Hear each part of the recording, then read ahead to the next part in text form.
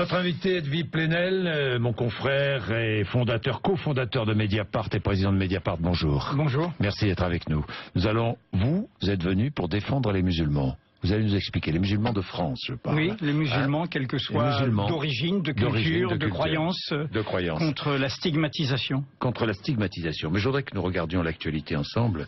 Il y a cette coalition contre l'État islamique qui se met en place, guidée, dirigée par les Américains. Certains... J'avais Pierre-Jean Luizard tout à l'heure. Certains nous disent « Attention, nous sommes en train, nous les Occidentaux, de tomber dans le piège tendu par l'État islamique. » Vous le pensez? Bien sûr. C'est exactement ce qu'ils attendent. Les crédibiliser comme un adversaire, réagir sur le coup de l'émotion et croire que la guerre va résoudre des problèmes politiques. Quel est le projet politique dans cette histoire? Et quel est le bilan depuis 30 ans? 10 ans d'Union soviétique en Afghanistan, 11 ans d'intervention occidentale en Afghanistan, déjà 2 guerres en Irak, 1 guerre en Libye. Faites le bilan. Et à chaque fois, nous ajoutons le malheur au malheur, le désordre au désordre. Et nous prétendons, nous, je dis nous, l'Occident, l'Europe, c'est combien la population de l'Amérique du Nord et de l'Europe? 15% de la population mondiale. Et nous allons, nous, dire au monde ce qui est bon pour le monde, sans discuter, sans réfléchir, sans prendre en compte le ressentiment vécu par toutes ces populations. Si nous intervenons, ce n'est pas par plaisir, dit Laurent Fabius, c'est une mission. Nous avons une mission. Les égorgeurs de Daesh, l'État islamique, nous menacent tous. Tous ceux qui ne se soumettent pas à eux, il faut les tuer. Les démocraties comme les nôtres ne peuvent pas ne pas réagir. J'entends George Bush Jr. en entendant Laurent Fabius. C'est ce que les Américains, pendant tout le débat sur cette présidence catastrophique, appelaient politics of fear, politique de la peur. Ayez peur et je m'occupe du reste. Faites-moi confiance. Et du coup, on décide la guerre sans les Nations Unies, sans vote des citoyens. Ayez peur et je m'occupe du reste. Mais allons jusqu'au bout. Oui. Du coup, on fait ce qu'on appelle la prophétie autoréalisatrice. On crée les monstres. D'où il vient ce soi-disant État islamique qui est une violation de l'islam lui-même. Ce sont des gens qui se réclament de l'islam de façon honteuse, de façon illégitime.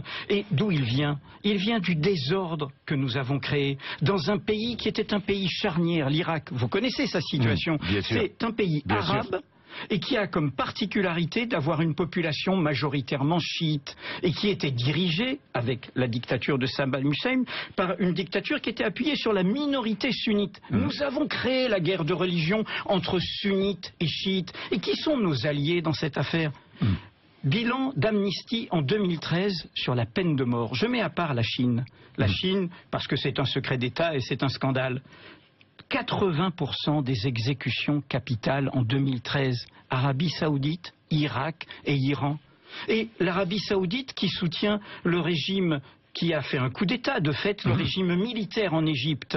Donc, quel est le point commun entre cette dictature laïciste égyptienne et cette monarchie religieuse en Arabie Saoudite? Le mépris du peuple, de ses droits. Car qu'est-ce qui se passe dans cette région? Une contre-révolution. Des peuples se sont dressés à partir de la Tunisie au nom des mêmes idéaux que nous. La liberté, la démocratie, la justice. Edwy Plenel, oui, oui, mais... La barbarie, cette barbarie de l'État islamique, cette barbarie, vous la combattez comment? Mais comment? C'est la question que tout le monde pose. Est-ce que je peux m'arrêter ce mot barbarie? Oui, allez-y. Nous avons de discours en discours, mais vous avez raison, mais de discours en discours, nous avons commémoré les 100 ans de quoi? De la guerre de 14. Et quelle est la leçon que nous devons reprendre de ce souvenir? C'est qu'à cette époque-là, de manière très convenue, des médias, des intellectuels, des dirigeants politiques français disaient « l'allemand c'est le barbare ». Et les barbares disaient « le français c'est le barbare ». Quand on n'essaye pas de comprendre ce qu'il y a derrière un acte aussi révoltant que ces égorgements, de comprendre d'où ça vient. Derrière un désordre, il y a des injustices. Derrière le pire des crimes, il y a des causes. Frapper le crime sans s'occuper des causes, sans penser aux sans causes, solution politique, sans solution politique durable. Encore une fois, c'est ajouter le désordre au désordre. Bien sûr que M. Kadhafi, c'était un dictateur. On a fait tomber M. Kadhafi. Qu'est-ce qu'on a fait? On a détruit l'État libyen. Et on a fait de la Libye un repère de terroristes qui, du coup, a débordé sur le Mali. Et du coup, on va faire la guerre au Mali. Vous comprenez que tout ça, c'est une politique de gribouille. Mais ce qui a pire, c'est qu'on nous embarque dans cette passion. Ça veut dire que François Hollande, c'est le président des guerres, incapable d'être le président de la paix. Et bien sûr, je trouve qu'il y a eu une phrase terrible de François Hollande, c'est quand il a été au Mali, la première guerre qu'il a déclenchée. Oui. Quand il a dit « c'est le plus grand jour de ma vie politique ». C'est terrible, jamais un militaire ne dirait ça. Car la guerre, c'est une chose grave, et tout militaire sait qu'il faut un projet politique derrière. Et ce que je trouve terrible, c'est cette fuite en avant, dans la violence guerrière d'un pouvoir faible, qui du coup essaye par la guerre, par cette passion, de faire oublier ces échecs de politique intérieure. Regardez comment M. Valls a appelé à la confiance au vote de demain. Il a dit, n'oubliez pas, il y a les mouches, il y a la terreur, c'est dangereux, donc il faut me faire confiance. Et comment? On ne discute pas, on ne délibère pas. Un président décide tout seul de la guerre, décide tout seul de sa ligne politique sans délibération avec les siens. Alors justement, parlons des musulmans de France, puisque vous prenez leur défense dans ce livre pour les musulmans qui est publié aux éditions La Découverte. Je voudrais vous lire simplement ce petit passage d'un mail que j'ai reçu ce matin d'un auditeur qui s'appelle David. Bonjour Monsieur Bourdin, vous me faites sortir de mes gonds quand vous ne cessez de taper sur la religion musulmane. Certes, des djihadistes utiles aux croisades américano-européennes partent en effet pour le Proche-Orient, mais on s'étonnera que vous n'abordiez jamais le fait que de nombreux Français se soient engagés dans l'armée de Tsahal pour pilonner la bande de Gaza. Bien, voilà ce que nous dit David. Ces musulmans de France qui sont regardés différemment de semaine en semaine, à travers justement le prisme de ce qui se passe ailleurs dans le monde. Parce que finalement, ce sont eux les premières victimes. Bien sûr. Les premières victimes. Alors vous les défendez en réaction à cette phrase terrible d'Alain Finkielkraut, académicien, il y a un problème de l'islam en France. Et vous dites, mais c'est dangereux de prononcer une telle phrase. Pourquoi ? Bien sûr. Mon livre, c'est à la fois un cri d'alarme et un geste de solidarité. Il y a 1000 façons d'être musulman, de croyance, d'origine, de culture. Et c'est une alarme contre cette façon bien séante, convenue, vous avez cité un académicien, mais on pourrait citer des éditorialistes, d'englober tous les musulmans dans une réprobation qui serait l'ombre portée de ce pourquoi ils ne sont en rien, c'est-à-dire des crimes monstrueux commis par des gens qui improprement se réclament de l'islam. Donc on pourrait appeler ce livre, vous savez, aussi bien pour les minorités, parce que je pense qu'une démocratie, ce n'est pas la loi de la majorité, c'est le respect des minorités, quelles qu'elles soient. Et j'espère que dans d'autres pays de culture musulmane, par exemple, un jour, on écrira des chiites, un pour les sunnites, des sunnites, un pour les chiites, des pour les chrétiens, des pour les juifs ailleurs.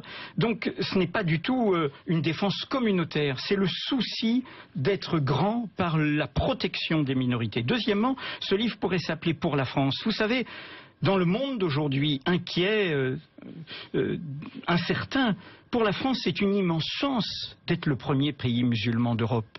Et aussi la première communauté juive rescapée du génocide. Et aussi la fille aînée de l'Église et le pays de l'édit de Nantes et de la laïcité et de la créolisation. En clair, quelle est mon alerte? Mon alerte, c'est que nous devrions avoir un imaginaire de notre diversité, de notre pluralité. Arrêter de vouloir nous uniformiser. Arrêter de vouloir stigmatiser ceux qui disent « je suis français ». Et les musulmans, je suis français et juif, je suis français et fier d'être africain et d'être antillais. Avoir les deux, comme on pourrait dire, et je le dis, être français et breton. Et enfin, ce livre, c'est un livre pour l'humanité, car je l'ai dit tout à l'heure à propos de cette soi-disant guerre contre la terreur dans laquelle on nous entraîne, c'est ne pas prendre conscience de la fragilité du monde dans lequel nous sommes, de son interdépendance et donc de l'ensemble de l'inextricabilité de ces problèmes. Oui. Je comprends, mais je me mets à la place, et vous vous mettez, vous aussi Edwy Plenel, à la place des Français qui au quotidien assistent à la représentation physique de l'islam dans la sphère publique et qui sont pour certains gênés et pour d'autres plus que gênés aujourd'hui, et qui assimilent forcément ces musulmans de France à presque des terroristes, dans tous les cas des profiteurs, venus d'ailleurs. Vous le savez ça, mais Edwy Plenel. Vous les comprenez, ces Français? Je voudrais leur dire une chose, bien sûr qu'on peut comprendre, mais je vais leur dire... Qu'est-ce que vous allez leur dire ce matin? Ils tombent dans le piège de la guerre des pauvres contre les pauvres. Les musulmans dont nous parlons, vous savez, c'est notre classe ouvrière. Ce sont les employés, ce sont les travailleurs de notre pays. Nous sommes une Amérique de l'Europe. Nous nous sommes fait toujours des migrations internes et des migrations externes. Et quand on est un migrant, on vient avec sa culture, avec le peu d'identité que l'on a, et parfois il y a la croyance. C'est très important ça. On dit souvent, vous savez, cette phrase de Marx, la religion c'est l'opium du peuple. Ce n'était pas une phrase de dédain. Il y a la croyance, mais il y a la représentation publique de la croyance. Mais la représentation, elle fait partie. Moi je suis d'une famille bretonne. Mes deux grands-mères sont mortes dans les années 60. Elles ne sortaient jamais en cheveux. C'était les mauvaises filles qui sortaient en cheveux. Elles avaient toujours un foulard ou un chapeau sur la tête. Nous avons toujours eu des spécificités, des particularités. La France devrait être fière de sa diversité. Elle est la première destination touristique du monde. Elle est fière de ses festivals qui parlent du monde et de la diversité des cultures. Quel est le problème? Moi, le problème n'est pas comment on est. Le problème, c'est qu'est-ce qu'on fait ensemble. Le problème n'est pas d'avoir une croix, d'avoir une étoile de David ou d'avoir un foulard sur la tête. Moi, ça ne me dérange pas. Ce qui m'importe, c'est qu'est-ce qu'on va faire ensemble sur les droits des femmes, sur les droits des travailleurs, sur l'austérité. La question n'est pas ce que l'on croit séparément et la fierté que l'on a de sa croyance. Le mouvement ouvrier social qui a transformé notre pays, il a accepté la jeunesse ouvrière chrétienne, il a accepté la jeunesse étudiante chrétienne qui disait « je suis dans l'usine, mais je vais à la messe et j'assume ma foi et je la revendique ». Arrêtons de stigmatiser au nom de la croyance. Laissons à ceux qui parfois n'ont que ce soupir de la créature sans espoir. Mais est-ce que les musulmans, est-ce qu'aujourd'hui, vous le dites d'ailleurs dans votre livre, et aujourd'hui les musulmans deviennent les boucs émissaires Bien sûr, c'est pas de moi la société française comme les juifs l'étaient entre les deux guerres. C'est pas moi qui le dis, c'est la Commission consultative des droits de l'homme et le titre de mon livre est un hommage à un article de Émile Zola qui s'appelait Pour les juifs avant son engagement dans l'affaire Dreyfus. Ce qui me choque, c'est le côté évident où on accepte dans l'espace public de dire à ceux qui nous écoutent ici même qu'il y a en clair un souci de civilisation qui serait l'islam. C'est ça la formule de monsieur Finkielkraut.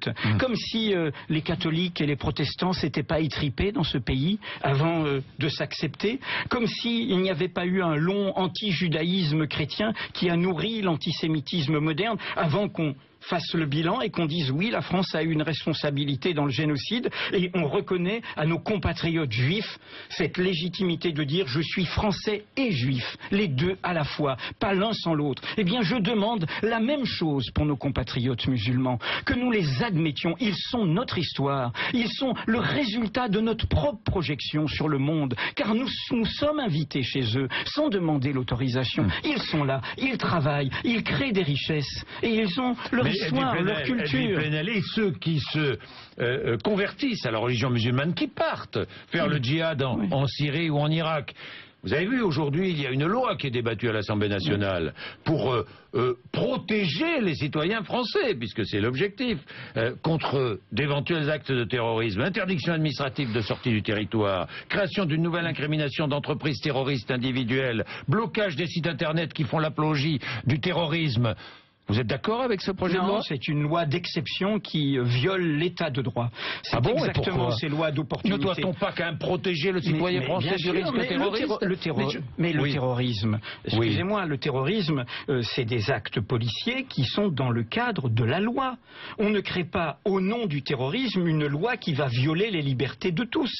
Tous les spécialistes, y compris à l'Assemblée, du numérique, d'Internet, vous êtes sur Internet, votre télévision, votre radio, disent que cette loi porte atteinte à nos libertés fondamentales, notamment, et vous êtes journaliste, vous devriez être sensible, elle enlève le délit d'opinion. On peut dire des bêtises, on en dit dans des commentaires. eh bien, le délit d'opinion sort de la loi sur la presse. Mais on n'est plus dans l'opinion, on est dans la propagande sur Internet. On est dans le recrutement, on est dans le... Quand on montre des otages décapités, qu'on montre les images de la décapitation. Je ne parle même pas des images que nous diffusons. Sur le numérique, excusez-moi, il y a eu la réaction inverse des internautes. Ils disent ne voyez pas ces images, boycottez-les. Et elle a été massive. Attention à cela. Toujours, on prend le cheval de Troie du terrorisme pour en fait rogner les libertés de tous.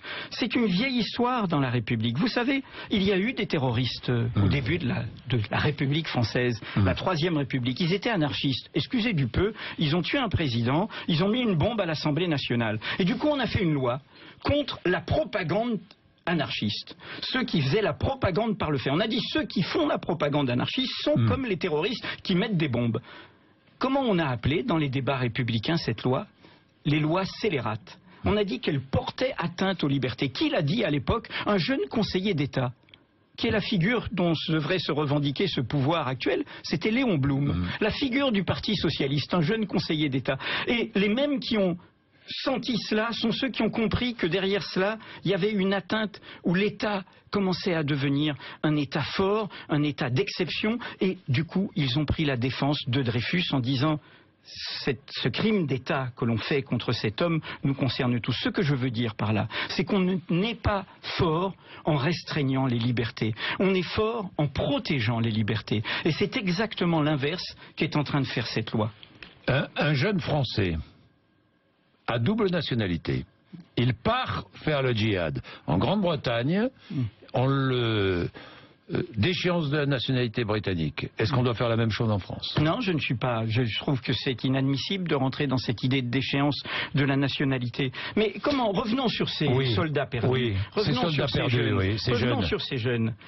Parce que d'autres pays européens, et ce n'est pas assez dit, au lieu de les criminaliser, disent on va les récupérer et on leur fait des stages de déradicalisation. C'est notamment ce qu'ont fait les Pays-Bas. C'est-à-dire on pense à... C'est la bonne solution selon vous? Mais qu'est-ce que c'est qu'un jeune? Un jeune, c'est le moment où on a des idéaux, qui peuvent être des idéaux fous, mais on a des idéaux et on est prêt à sacrifier sa vie. Ces jeunes, pour certains, ils ont entendu, je parle de la Syrie, un président de la République qui disait il faut punir le régime d'Assad. Alors, vous pouvez contester leurs idéaux. Ce que je veux dire par là, c'est qu'ils sont dans une forme de radicalisation où il y a des idéaux derrière. J'ai dit souvent, même un terroriste, le pire des terroristes qui est prêt à sacrifier sa vie, il y a un idéal derrière. Donc il faut arriver à répondre sur ce terrain-là. Et quel est le terrain? Le terrain, c'est aussi les questions sociales, car de quoi ne parle-t-on pas pendant ce temps-là? C'est de la situation de nos quartiers populaires, de la situation de discrimination de nos classes populaires, de leurs perspectives d'emploi, de regarder qu'au même moment où on parle, on a une offensive terrible pour à nouveau prendre... Vous pensez que le pouvoir en place est en train de nous distraire, en quelque sorte? Mais je pense que c'est le piège de toujours, ces situations-là. Ce sont des situations où on fonce... Écoutez, notre histoire française, nous le savons très bien. Parce que quand même derrière cette histoire des musulmans, il y a notre passé colonial, et il y a ce que nous payons aujourd'hui, la façon dont nous avons raté notre décolonisation. Rappelez-vous la guerre d'Algérie, on disait il y a du terrorisme, on disait déjà c'est des égorgeurs, on disait attendez, il faut les torturer pour avoir les renseignements, et du coup on violait nos libertés. Une république en est morte, et des partis politiques en sont morts, l'ancêtre du Parti socialiste. Donc il faut au contraire raison garder. C'est affolement, vous savez qu'on a voté une loi antiterroriste il y a déjà 18 mois. Donc cet affolement qui ne met pas à l'ordre du jour les questions démocratiques, les questions sociales. Mais je vois même Manuel Valls qui a parlé de compatibilité de l'islam avec la démocratie. Et c'était terrible, c'était lors du séminaire du gouvernement il y a un an. Et je l'épingle, comme j'épingle monsieur Guéant qui a dit qu'il y a des civilisations supérieures, et en l'occurrence il parlait évidemment de l'islam ou des musulmans comme une civilisation inférieure. Ce sont des phrases terribles.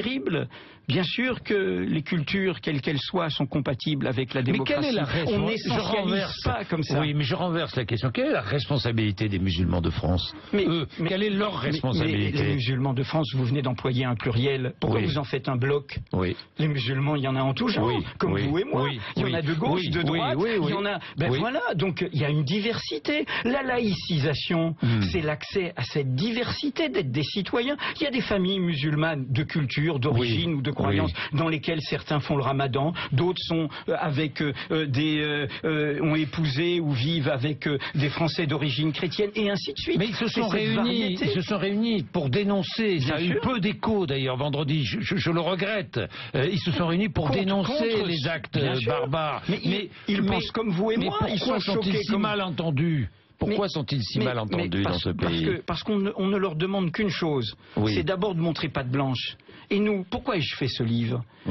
J'avais pas de raison de le faire, mais j'étais choqué par la solitude dans laquelle on les laisse. C'est terrible d'entendre sur des grandes radios de service public « Oh, il y a un souci de civilisation avec l'islam, les musulmans en bloc ». Et on ne réagit pas. Vous entendez si on disait « il y a un souci de civilisation avec les juifs, il y a un souci de civilisation avec les chrétiens ». C'est la même chose. Donc, on ne peut pas à la fois dire que nous allons défendre des libertés, des droits de l'homme en projetant nos armées et ne pas être au rendez-vous ici. Et il faut d'abord être au rendez-vous des plus faibles, des plus fragiles, des ceux qui sont... Car il y a derrière, encore une fois, pour les musulmans, ils sont pas du côté de la haute bourgeoisie française, de l'oligarchie. Ils sont du côté du peuple, du côté des travailleurs, du côté de ceux qui font notre richesse. Merci Edwy Plenel. Pour les musulmans, ça sort jeudi. Ça sort jeudi en librairie. Voilà. Merci. 8h56, RMC, BFM TV.